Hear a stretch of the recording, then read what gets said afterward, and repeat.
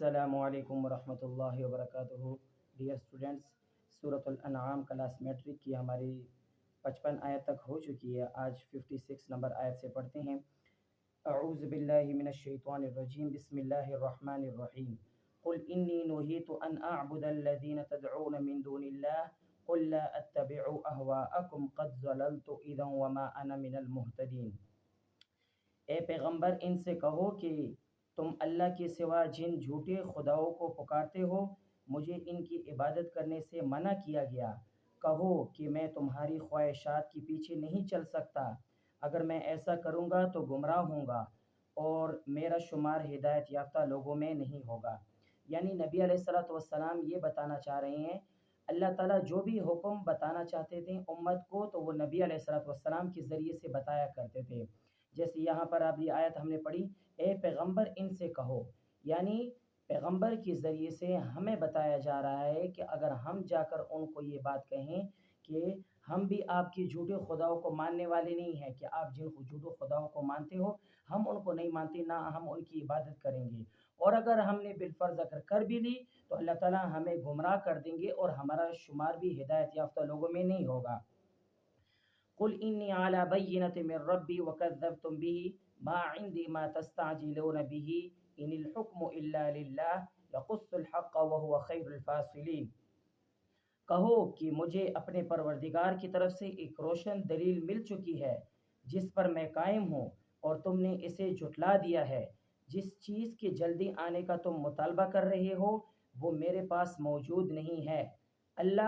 حکم اللہ کے سوا کسی کا نہیں چلتا، وہ حق بات بیان کر دیتا ہے اور وہی سب سے بہتر فیصلہ کرنے والا ہے۔ یعنی نبی علیہ الصلوۃ والسلام یہ بتانا چاہ رہے ہیں کہ مجھے جو حق بات ملی ہے وہ مل چکی ہے، یعنی ہدایت، ٹھیک ہے، جس پر میں قائم ہوں، اور جس چیز کا اور جو تم جھٹلا رہے ہو، یعنی جو چیز تم جھٹلا رہے ہو اللہ تعالیٰ حالانکہ وہ مجھے دے چکے ہیں۔ اور دوسری بات یہ کہ جس چیز کا تم مطالبہ کر رہے ہو، کس چیز کا مطالبہ وہ کر رہے تھے؟ وہ اسی چیز کا مطالبہ کر رہے تھے کہ اگر آپ اللہ تعالیٰ کے سچے نبی ہیں تو ہم پر عذاب لے کر آ جائیں، ہم پر عذاب کیوں نہیں آتا؟ تو اس کے جواب میں، تو اس جواب کا خلاصہ آپ اس طرح سمجھ لیں کہ عذاب کا نازل ہونا صحیح طریقے سے کون سے طریقے میں آئے گا، کس ٹائم آئے گا، وہ اللہ تعالیٰ خود بہتر جانتے ہیں۔ نبی علیہ السلام یہاں یہ بتانا چاہ رہے تھے کہ عذاب آئے گا تم پر، تم جو اللہ تعالیٰ کی باتوں کو جھٹلاتے ہو، عذاب تم پر آئے گا، لیکن ایک وقت مقررہ پر وہ اللہ ہی بہتر جانتے ہیں کہ وہ کون سا وقت تمہارے لیے بہتر ہوگا جس ٹائم تمہارے لیے یہ عذاب آ جائے۔ قل لو ان عندي ما تستعجلون به لقضي الامر بيني وبينكم والله اعلم بالظالمین۔ کہو کہ جس چیز کی تم جلدی مچا رہے ہو اگر وہ میرے پاس ہوتی تو میرے اور تمہارے درمیان فیصلہ ہو چکا ہوتا، اور اللہ ظالموں کو خوب جانتا ہے۔ وعنده مفاتح الغیب لا يعلمها إلا هو ويعلم ما في البر والبحر وما تسقط من ورقة إلا يعلمها ولا حبة في ظلمات الأرض ولا رطب ولا يابس إلا في كتاب مبين۔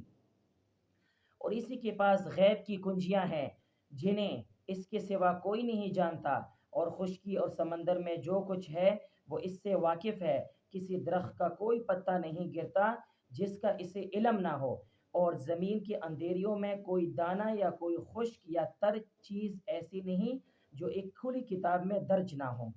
یعنی یہاں سے یہ بتانا چاہ رہے ہیں کہ یہ جو غیب کی باتیں مجھے پتہ چلتی ہیں یہ سب کے سب مجھے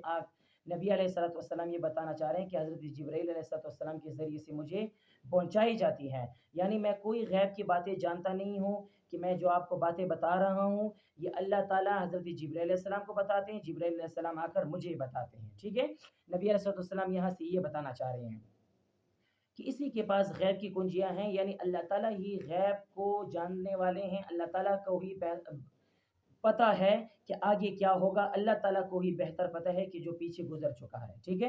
اور خشکی اور سمندر میں جو کچھ ہے اس سے واقف ہے، یعنی اللہ تعالیٰ بہتر جانتے ہیں کہ جو سمندر کے اندر ہیں، ٹھیک ہے، یا سمندر کے باہر جو انسان ہیں، جتنی بھی چیزیں ہیں، جتنی بھی مخلوق ہے اللہ تعالیٰ کے علم میں ہے۔ حتیٰ کہ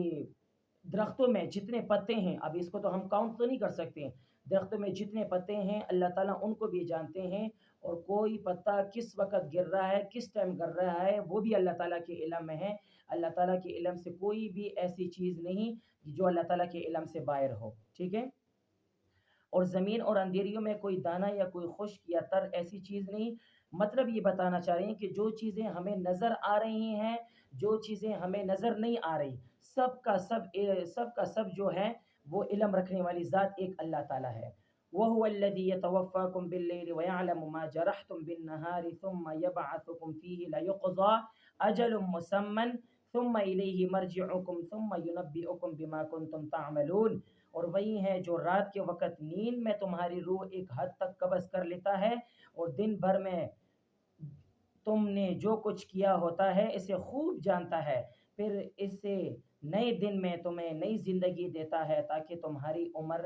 کی مقرر مدت پوری ہو جائے، پھر اسی کے پاس تم لوٹ کر جانا ہے۔ اس وقت وہ تمہیں بتائے گا کہ کیا تم کرتے ہوئے۔ یعنی رات کے وقت جب ہم سو جاتے ہیں تو سونے کے بعد کوئی پتہ تو بتا تو نہیں سکتا یار یہ آدمی زندہ ہے یا نہیں۔ جیسے ہم خواب میں آپ دیکھتے ہیں کہ ہم خواب میں کبھی کس ملک میں پھر رہے ہوتے ہیں، کبھی کس ملک میں پھر رہے ہوتے ہیں، تو وہ خواب میں اللہ تعالیٰ ہماری روح ایک قسم کی قبض کرتے ہیں، ہماری روح پھر ادھر ادھر پھرتی ہے۔ پھر ہم جب خواب سے اٹھتے ہیں پھر ہم دیکھتے ہیں کہ یار ہم نے تو خواب دیکھا تھا، ہم فلاں جگہ گئے تھے، فلاں جگہ گئے تھے، تو یہ سارے خواب کی باتیں ہیں۔ تو اللہ تعالیٰ فرماتے ہیں کہ میں آپ کی روح قبض کر لیتا ہوں، پھر دن کے وقت یعنی جب صبح اٹھنے کا وقت ہوتا ہے نماز کے لیے، تو اس وقت میں روح آپ کو واپس دے دیتا ہوں، پھر آپ کو ایک نئی زندگی شروع ہو جاتی ہے، ٹھیک ہے۔ اور دوسری بات یہ کہ اللہ تعالیٰ فرماتے ہیں کہ ایک وقت مقرر تک میں نے تمہیں تمہاری روح دی ہے، اور جب آپ کا وقت پورا ہو جائے گا، ٹائم پورا ہو جائے گا، آپ سے وہ روح لی جائے گی، اور پھر میرے پاس ہی تم نے لوٹ کر آنا ہے، اور پھر میں تمہیں بتا دوں گا کہ تم دنیا میں رہ کر کیا کچھ کیا کرتے تھے، کیا کچھ تمہارے اعمال تھے،